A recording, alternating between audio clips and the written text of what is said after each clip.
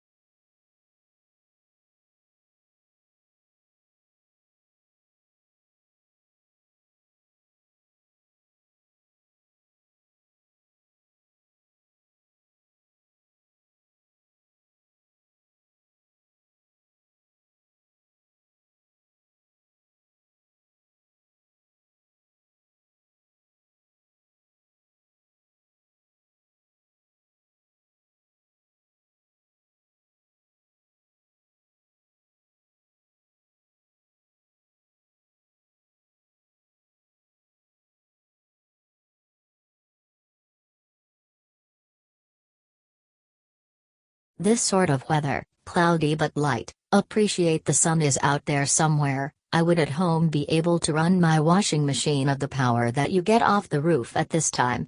Solar is not just about PV, solar energy produces the wind as well and produces the biogas that can provide the backup to both wind and PV. Even at night time, all my electricity at home is solar. My lights haven't gone off in last 2 years that I'll have been having my supply from them. PV provides power when we need it most. It peaks, as we all know, about midday when the sun is highest in the sky, and that's actually when the demand for electricity is at its most when we are cooking lunch, and in Germany they have shown that it not only peaks at the right time but the PV power follows the shape of demand. At the moment in Germany around noon at time of peak demand when electricity is actually most expensive, the PV that they get has reduced the price, the wholesale price of electricity on the grid considerably.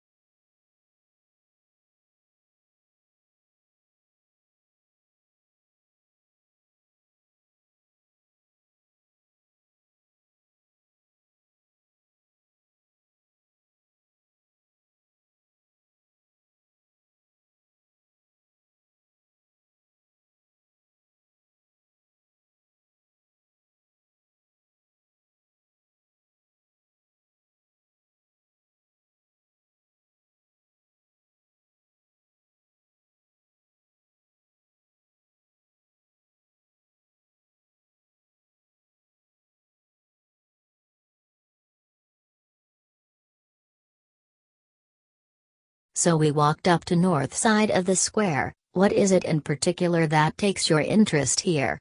Well, I wanted to show you the bust above the entrance doorway.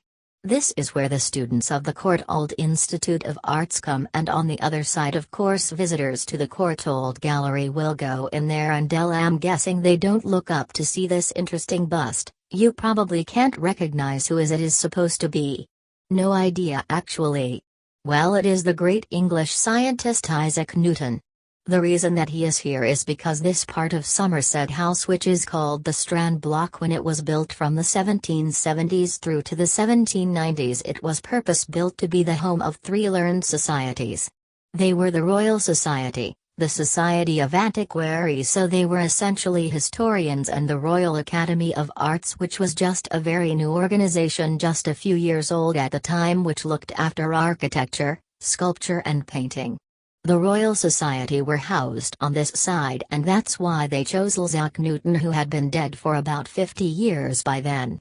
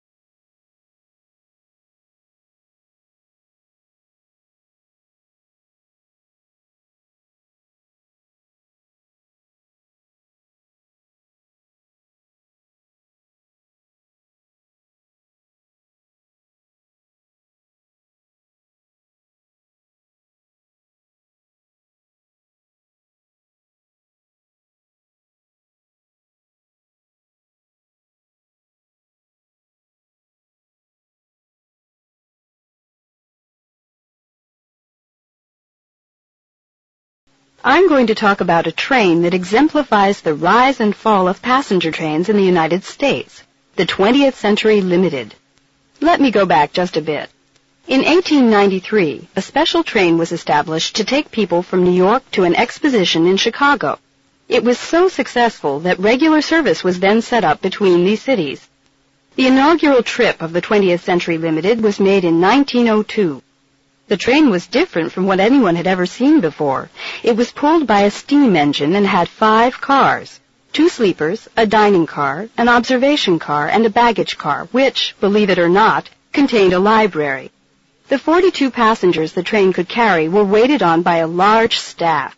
There were even secretaries and a barber on board. It wasn't long before people had to wait 2 years to get a reservation. As time passed, technical improvements shortened the trip by a few hours. Perhaps the biggest technological change occurred in 1945, the switch from steam to diesel engines. By the 1960s, people were traveling by car and airplane. Unfortunately, the great old train didn't survive until the end of the century it was named for.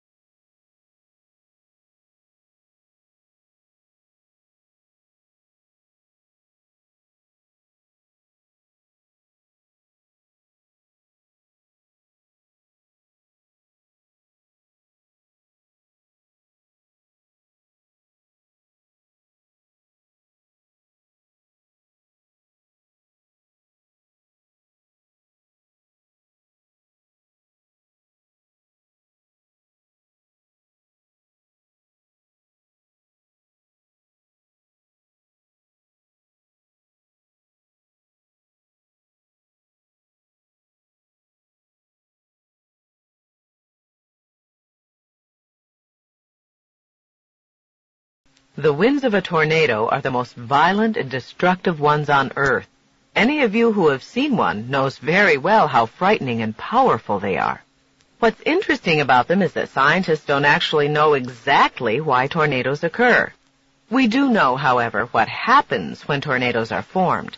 As you remember, a front occurs when cool, dry air from the north meets warm, humid air coming from the south, from the Gulf of Mexico for tornadoes in the United States. Where these air masses meet, a narrow zone of storm clouds develops, and thunderstorms, and sometimes tornadoes, occur. How is this violent weather produced?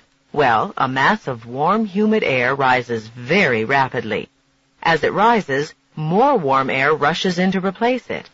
This inrushing air also rises, and in some cases, especially when there is extreme thermal instability, begins to rotate.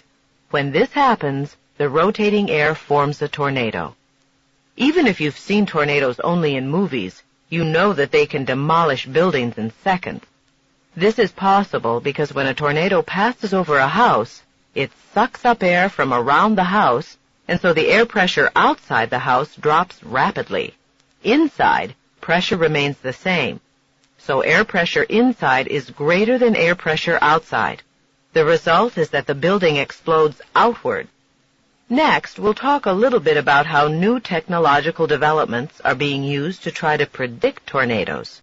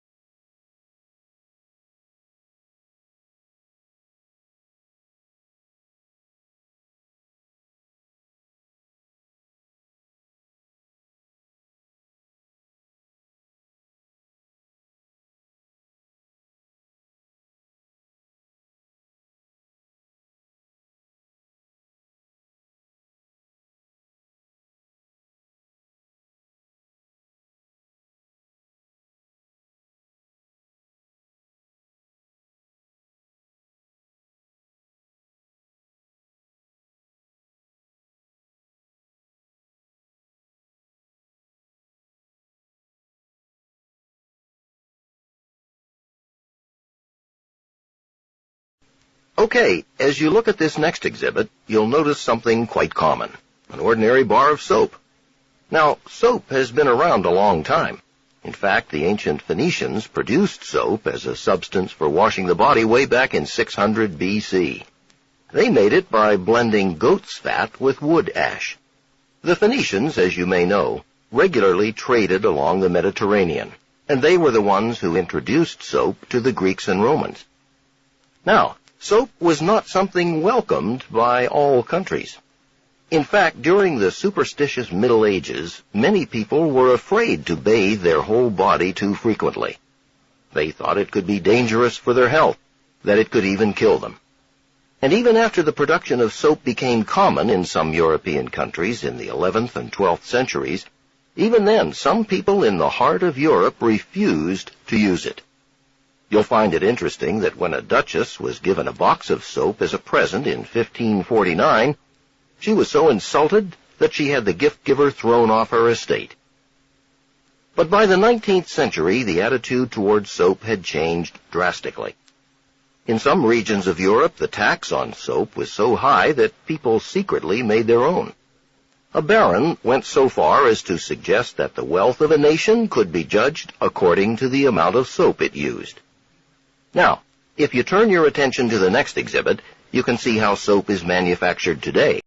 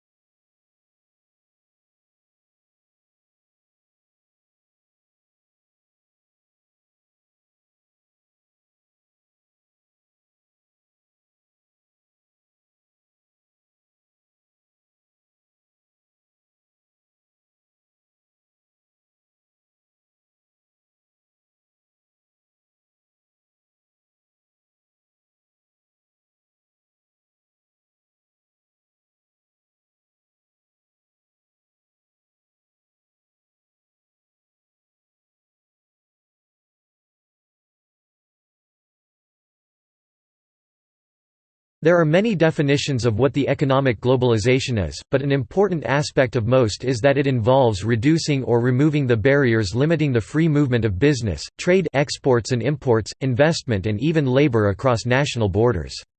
First, globalization means the increase in international trade transactions and multinational companies across the border. Secondly, globalization represents an integrated economic system than ever before. Some countries produce goods, and some consume goods, which means one country's economy may depend on another country more transactions across countries. But in the past, they are economic independent while they are now parts of global economy.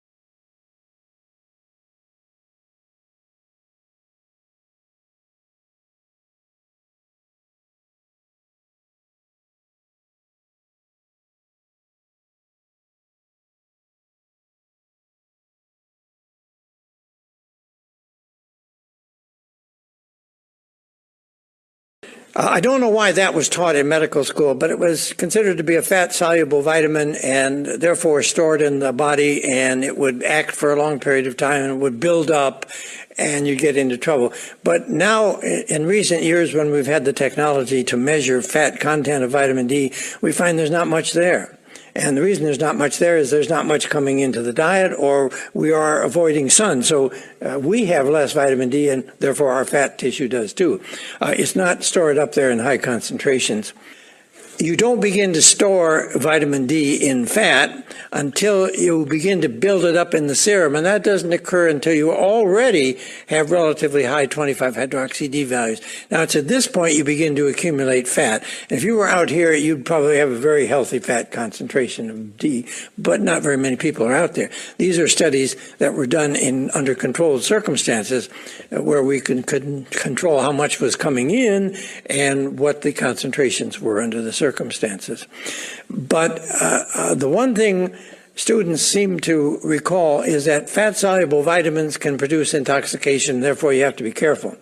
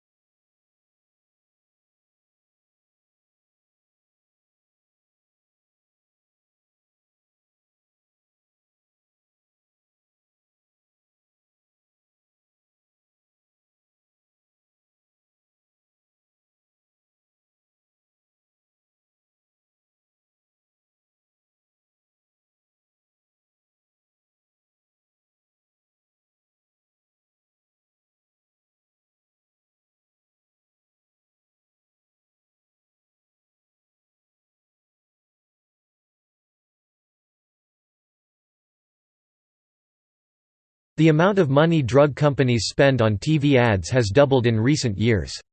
Studies show they work. Consumers go to their doctor with a suggestion for a certain prescription drug they saw advertised on TV. Now a study in the Annals of Family Medicine raises questions about the message the ads promote. You're most likely to see drug ads during prime time, especially around the news. Researchers analyzed ads aimed at people with conditions like hypertension, herpes, high cholesterol, depression, arthritis and allergies. The drug industry says the ads arm consumers with information. Researchers found that the information was technically accurate, but the tone was misleading. Typically, what we would see with these ads is that before taking a particular prescription drug, the character's life is out of control and the loss of control extended beyond the impact of their health condition, says UCLA psychologist Dominic Frosch, who headed the study. For example, herpes patients were portrayed as being incapacitated for days. Insomniacs were utterly out of 23 sync on the job. Depressed patients were friendless and boring at parties. When the character is then shown taking the drug, he then magically regains complete control of his life, Frosch notes. None of the ads mentioned lifestyle changes that could also help treat the condition. That's not surprising, given that the ads are just another form of mass marketing. But prescription medicines are not soap.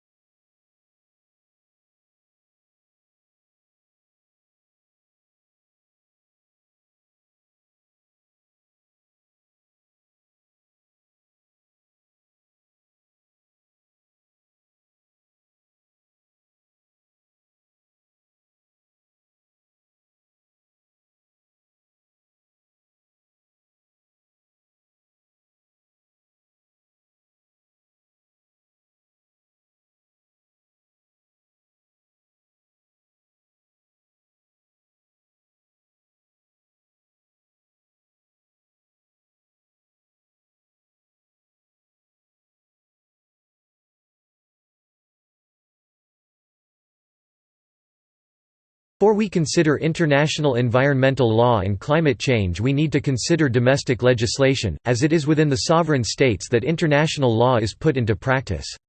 This reflects the environmentalists' maxim, think globally, act locally. United Kingdom legislative control over the impacts of MONS activity on the environment is not new. As long ago as the reign of Charles II, the main concern was the production of smoke from the burning of sea coal. Almost all areas of trade and industry were subject to very detailed legislative controls at that time, although some were governed by self-regulation in the form of guilds, who regulated both supply and methods of production.